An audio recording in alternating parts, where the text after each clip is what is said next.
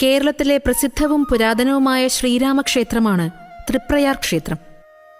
തൃശൂർ ജില്ലയുടെ തെക്കു പടിഞ്ഞാറ് ഭാഗത്തായി നാട്ടിക ഗ്രാമപഞ്ചായത്തിൽ തൃപ്രയാർ എന്ന സ്ഥലത്ത് കരുവന്നൂർ പുഴയുടെ കൈവഴിയായ തീവ്ര നദി അഥവാ തൃപ്രയാർ പുഴയുടെ കരയിലാണ് ഈ ക്ഷേത്രം സ്ഥിതി ചെയ്യുന്നത്.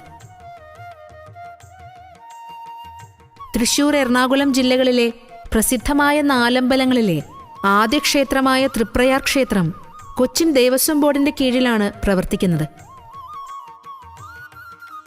മഹാവിഷ്ണുവിന്റെ 7ാമത്തെ അവതാരമായ മര്യാദ പുരുഷോത്തമൻ ശ്രീരാമനെ ഖരദൂഷണ ത്രിശിരസ്സുക്കളെയും അവരുടെ സൈന്യത്തെയും വധിച്ച ശേഷമുള്ള അത്യുഗ്രഭാവത്തിൽ ചതുർബാഹു വിഷ്ണു രൂപത്തിൽ പ്രതിഷ്ഠിച്ചിരിക്കുന്നു.